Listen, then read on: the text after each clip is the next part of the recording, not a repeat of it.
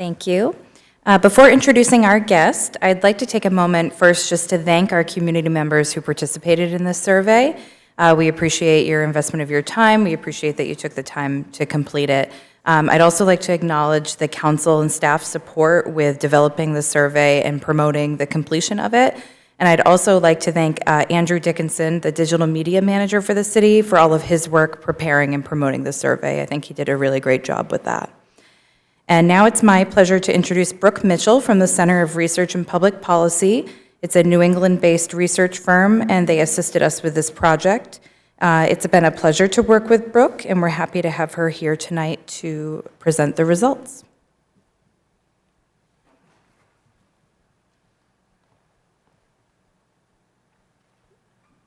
Hi there. Changed. Pressed a few buttons on the way over. Okay.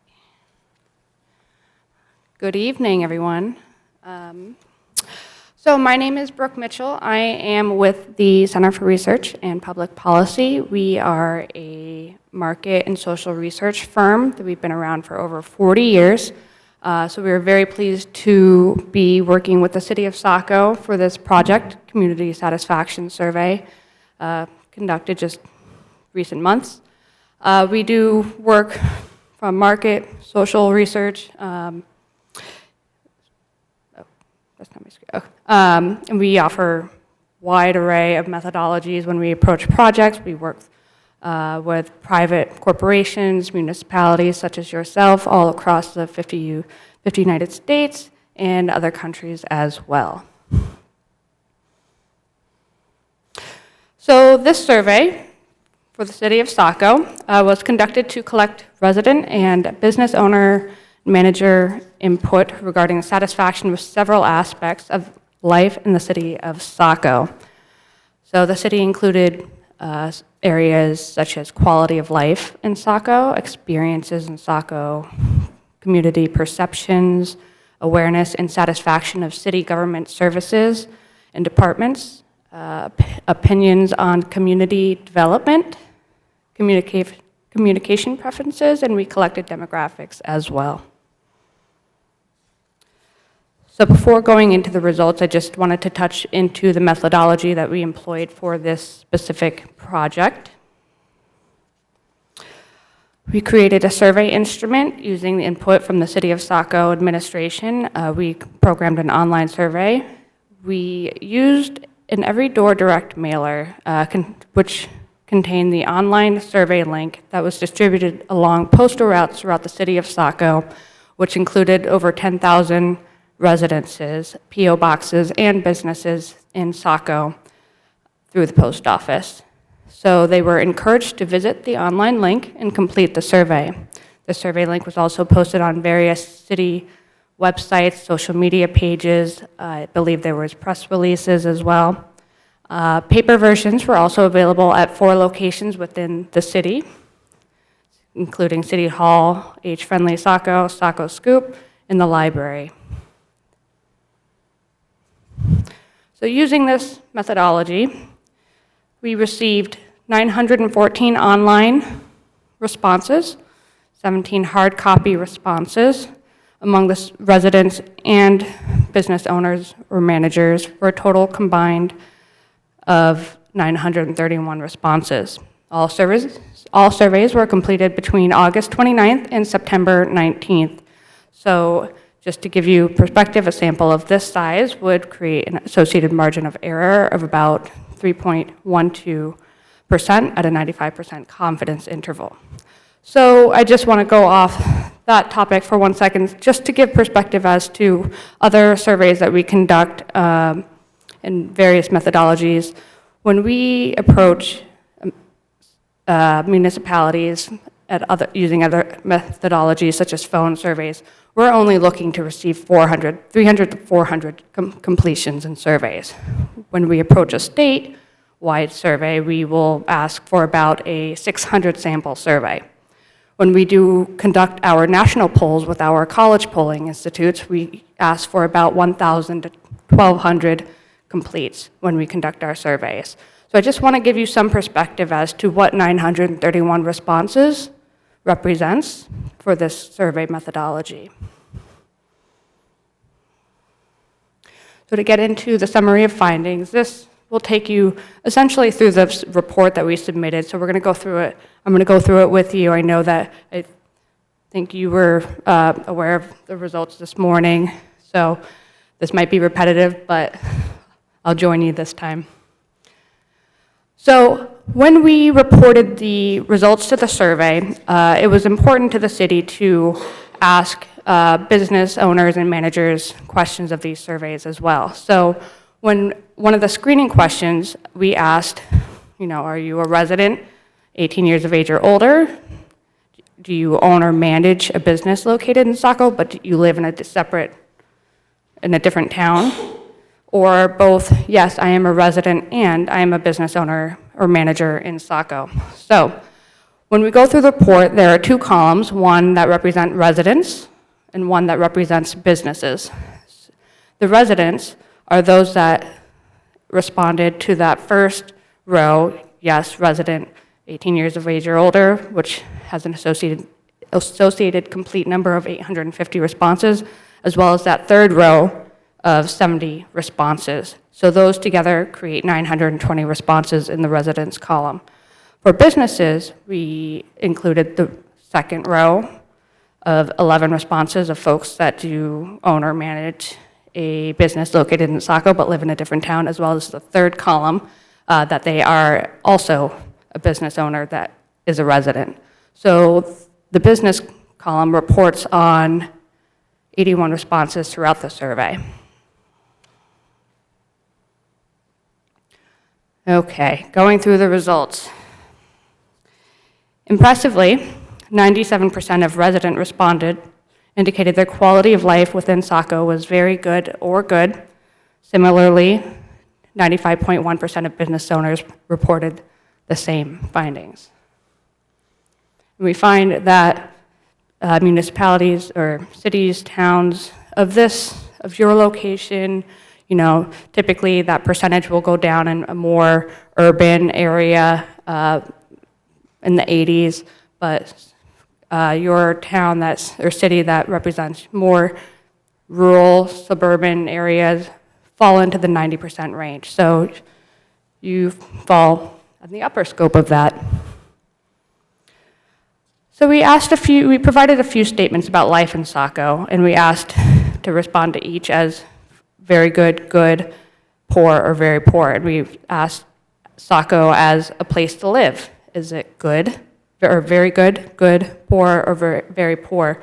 97.3% said Saco was very good or good as a place to live. Similarly, businesses down to as a place to raise children was 95.6%. As a place to work, it goes down a little bit to 78.9%. Businesses reporting slightly higher at 83.6%. Similarly, as a place to own a business, similar for businesses at 83%. And then lastly, declining order as a place to retire. About 3/4 of respondents or residents said that Saco as a place to retire was very good or good.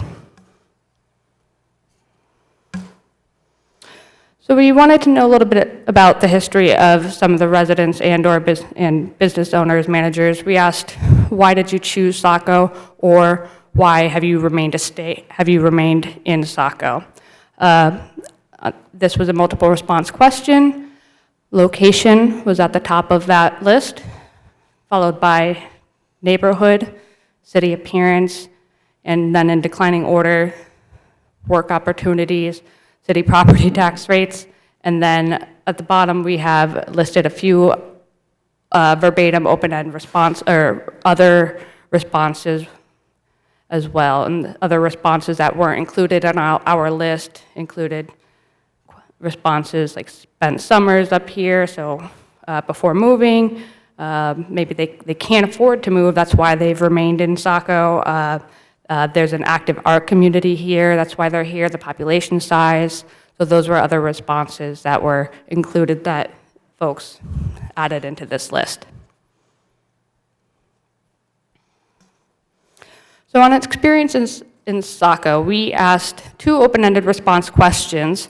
The first one being, would you care to describe some of the reasons that you enjoy Saco as a resident or as a business owner or a manager? I believe some of the city team took a gander at the results. Depending on the font size you use, they are a minimum of 75 pages for this question and the next question. So it's some good long reading, but we encourage you to go through some of those open-ended responses. We've taken the liberty of coding them to just give you a gist of what's included in all those open-ended respondents, and some of them are paragraphs long with multiple mentions. So this is a declining order list of some of the most frequent responses to the less frequent responses. So some of the more frequent responses being coastal living near the beach, sense of community, friendly character, general location, general convenience, proximity to other cities, towns, all the way down to nice library, affordable, historic background of city and buildings, and the public works department. Alternatively, we asked what were respondents most concerned about as a resident or business owner and manager were. So at the top of the list of mentions, taxes for those with fixed incomes were concerned, traffic, congestion, speeding, school concerns, pace of development, growth, home affordability, cost of home, and the list continues on down to the bottom. The library might need an update, communication, too many banks, and accessibility concerns too. So all of these are just a very, very condensed list, snapshot of what is in those open-end responses and what you will find. And they are very interesting to read, so we do encourage folks to go through those. Community perceptions. We provided several community perception statements. We asked how strongly respondents agreed with or disagreed with these statements. So at the top of the list, both residents and businesses strongly or somewhat agreed with statements such as, I feel safe within the Saco community. One below that being members of the Saco community care about each other. Below that being, I expect to be a part of the Saco community for a long time. And you'll notice at the top grouping of those responses seem to be about the culture of the city. They're hopeful, it's safe, it's caring. Those are all kind of culture-based experience community perception statements, down to, there's less agreement with the City of Saco tax dollars are spent wisely. I have personal influence over what what the Saco community is like. And then towards the bottom, the City of Saco is affordable to live in, with 41.4% strongly or somewhat agreeing with that statement for residents, businesses less so at 35%, saying they strongly or somewhat agree with that statement. And in this, we removed unsure, not applicable responses for this data, as if they weren't sure of it, it makes sense to remove them from the data. So on city government, we wanted to know how familiar is the community with the Saco government. Business owners and managers had a stronger familiarity with the City of Saco government, with 77.8% indicating they're very or somewhat familiar with the government, and then residents, 66.4% indicating they're very or somewhat familiar with the City of Saco government. So before we dove into individual services or departments that are provided by the City of Saco government, we wanted to know, overall, what is your satisfaction with the City of Saco government? You'll see that 77.3% of residents reported to be very or somewhat satisfied. Less than 3/4 of business owners at 70.4%, indicated that they were very or somewhat satisfied. And something like this question, we feel that keeping an unsure, don't know response in the percentages, because it's interesting to know that some folks are just unsure how to answer that question. They are not familiar with the City of Saco government. They don't know how to respond. So when you remove, from at least the residents, that 6.3 from the data, satisfaction raises to 82.3%, very or somewhat satisfied with the government. So that changes the number slightly. And diving into the city departments and services, we asked satisfaction of several different aspects of the city. We asked how satisfied, so you had very, somewhat satisfied, somewhat dissatisfied, and not at all satisfied as responses.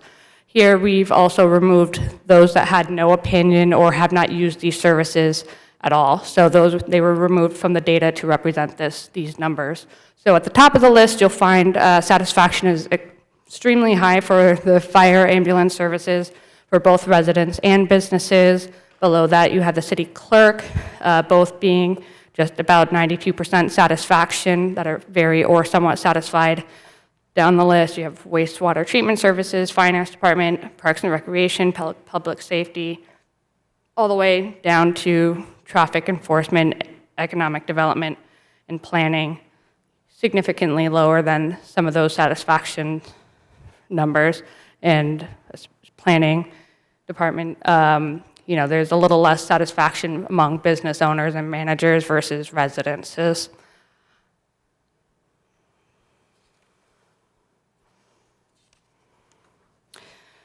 On community development, we listed several aspects of the city, and we wanted to know whether residents or business owners thought there were too few, just the right amount, or too many of each of these services. And we translate community need to be those reporting that there are too few of these aspects of the city. So again, unsure responses were removed from the data. And towards the top of the list, there is a reported need of restaurants, even more so among businesses. So you have 64.8% of residents stating there are too few restaurants, and business owners, managers reporting 78.5% stating too few. So you go down the list in declining order, all the way down to grocery stores, vacation rentals, banking. Only 1.8% feel that there are too few banks in this city. Vacation rentals, just above that, 11.5% of residents feel there's too few. But it jumps up for businesses, business owners or managers. They feel that about 20% feel that there's too few. So there's a slight difference there as well.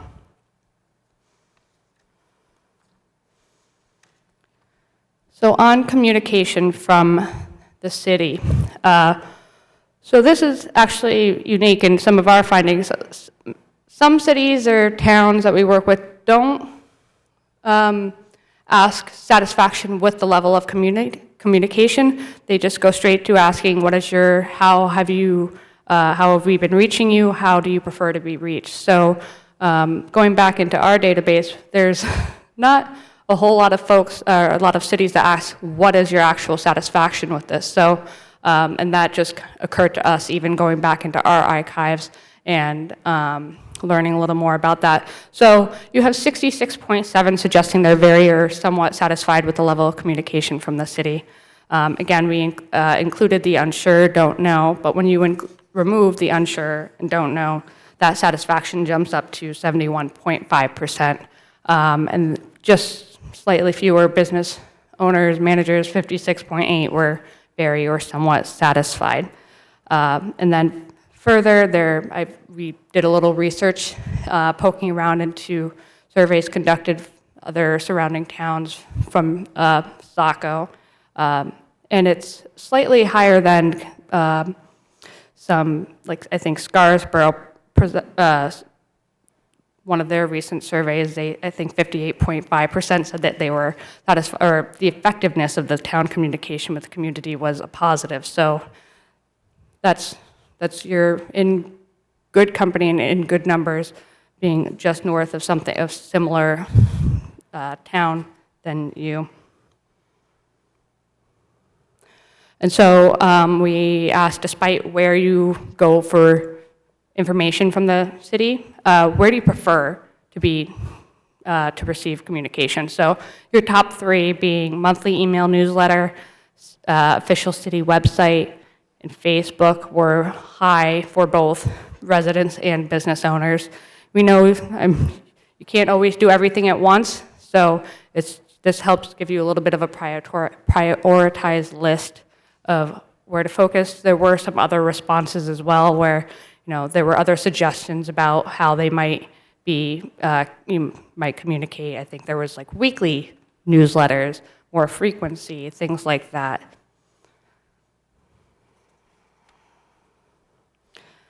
And at the end of the survey, we provided an opportunity, an open-ended response question for folks to just write down any more notes about things that weren't included in the survey that they wanted to convey to the City of Saco. They were, as you can imagine, all over the place, large range of responses, but so it's not exactly codable and put it into one pretty box, but we do recommend that you go through those as well. There's a lot of great input in there about things that they may have been missed or things they felt they didn't get across. So it was a great opportunity for folks to convey what they wanted to convey.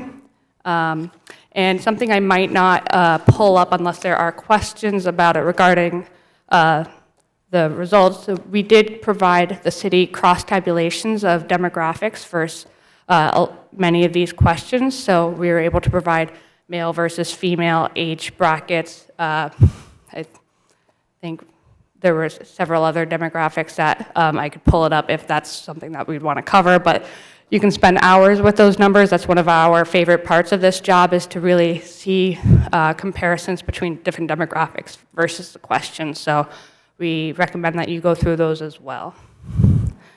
Are there any questions and follow-up that I might be able to answer?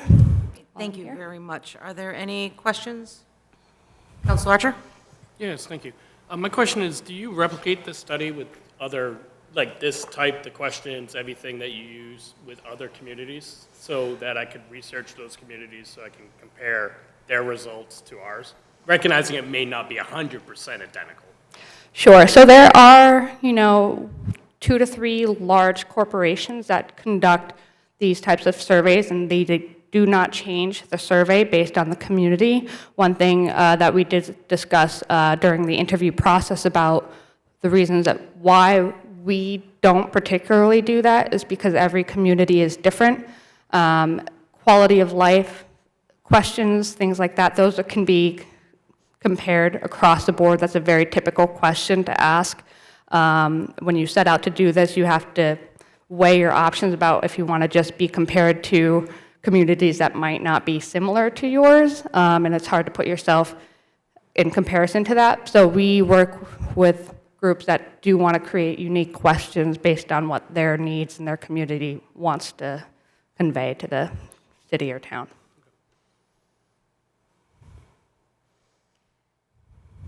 Councilor Berman. Yeah, thank you, Deputy Mayor. I'm particularly interested right now in kind of around page 16 and 17, the satisfaction with Saco government numbers. And what I'm noticing is that 77-ish% of people reported that they're satisfied with Saco government. But when you get down into some particular things like traffic enforcement management, economic development, and planning, those numbers fall down into the low 50s. And I'm wondering about that discrepancy with 77% of people being overall satisfied, but then these pockets where there seems to be some more dissatisfaction. And is it possible that those issues aren't of particular importance to people? They're not weighing them very heavily? Or how do you think about those numbers where people are pretty satisfied overall, but then there are areas where they're expressing some dissatisfaction and kind of that discrepancy? Sure, and this is where we we remove those that there are. If we were to go into the numbers on actually how many responses were for some of these individual questions, and I can go through and give you the specific number of responses, maybe there were some of these departments and services that maybe 50% of them couldn't answer. So if you go through, we provided a composite of numbers, you'll be able to see first off the number of people that were able to report their satisfaction, whether satisfied or dissatisfied. That will give you some information about who was able to answer the questions and who wasn't able to answer the question. And that's why we also try to give some explanation as to some of these services and departments as specific as we can, so that, you know, one person's not thinking of one thing when they're thinking of the other, while another person's thinking of a different type of service.